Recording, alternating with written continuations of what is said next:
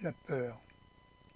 Parlons de la peur, celle qui conditionne toute notre vie et nos comportements. Elle prend sa racine dans la mort, car la mort est la racine de nos peurs. Comment maîtriser cette peur profonde qui est à la base de toutes nos peurs? D'abord, il faut la regarder en face pour apprendre à la connaître, cette mort que nous avons vécue tant de fois au cours de nos multiples vies.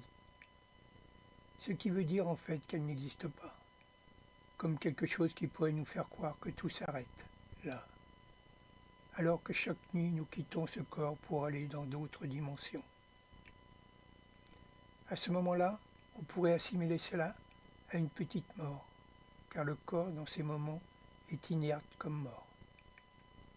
L'esprit qui l'anime n'est plus là, il est parti ailleurs, à la seule différence que le lien vital qui le raccorde au corps astral est toujours vibrant, ramenant celui-ci dans le véhicule formel au petit matin.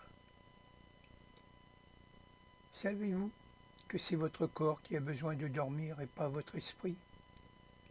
Votre esprit, par l'intermédiaire du corps astral, va continuer ses activités dans d'autres dimensions, suivant ce qu'il a préparé pour son retour dans le corps, afin de lui transmettre l'énergie qui le préparera à son réveil, à commencer une nouvelle journée. En fait, l'esprit travaille tout le temps pour modifier la conscience du corps physique, l'enseigner pour qu'il apprenne comment fonctionnent les lois de l'univers.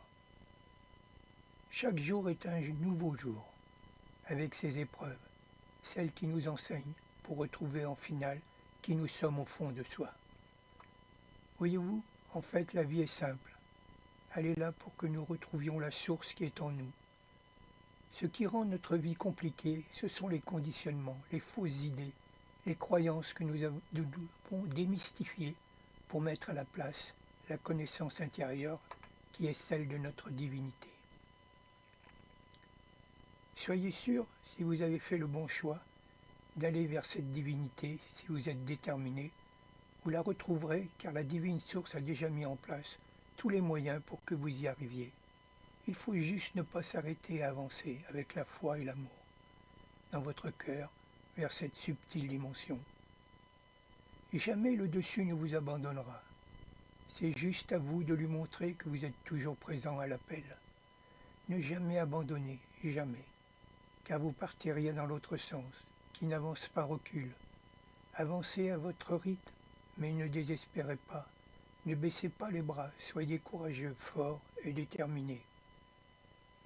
Alors, la peur de la mort aura de moins en moins d'emprise sur vous. En élevant son esprit, son âme et son corps, on devient plus libre.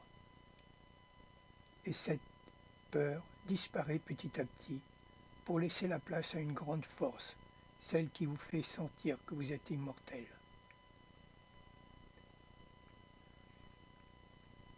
Que nous dit la science unitaire de l'intra-univers sur la présence de ceux qui veillent, sur l'émergence de ceux qui veulent entrer en communication avec leur dimension supérieure?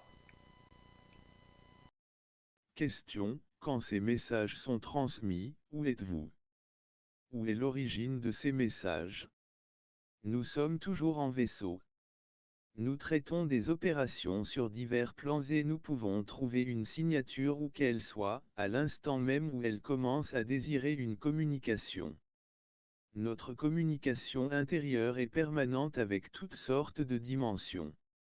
Si nous voulons intervenir sur une dimension, nous n'avons qu'à traiter les contrats d'énergie extrême accordés à ce monde.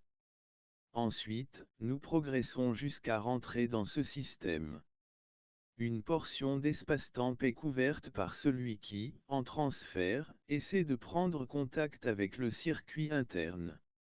Si cet être est en mesure de franchir les intermédiaires jusqu'à cette codification qui lui permet d'être en cadre avec le circuit de l'unité de synthèse, il a immédiatement une communication avec les unitaires de transfert.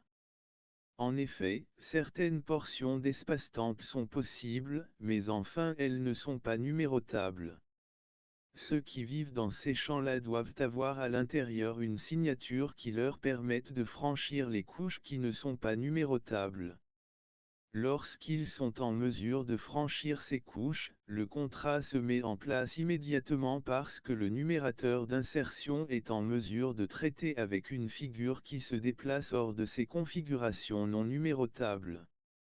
Il y a des puissances qui ne sont pas intégrables dans les zircons impérieux.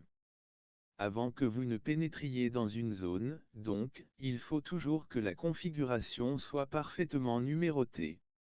Si vous aidez vos corps à faire cette opération par une conscience appropriée et une sorte de maîtrise de la figure formelle, alors nous arrivons jusqu'à votre circuit sans problème, et nous traitons avec le corps de la même façon que si vous étiez sur une codification numérotée directe.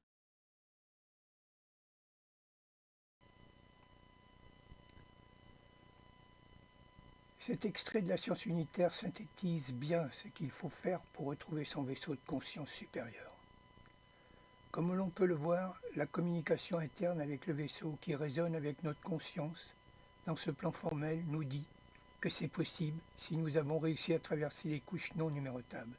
Ça veut dire que ces couches ne sont pas intégrables sur le moment parce qu'elles sont en dysfonctionnement avec l'unité interne.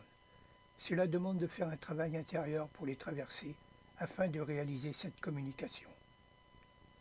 Voilà ce que j'avais à vous dire dans cet instant. Je vous invite à méditer pour apprendre à traverser ces coiffes installées au-dessus de votre tête en sachant qu'elles sont là pour vous maintenir dans un isolement. Apprenez à les ressentir et à en contrôler leur présence. C'est la condition pour reprendre le contact avec votre vaisseau de conscience supérieure. Faire la moitié du chemin et votre vaisseau fera l'autre moitié. Vous en serez heureux et plus fort dans votre détermination de retour. Je vous salue, bon retour vers votre vaisseau.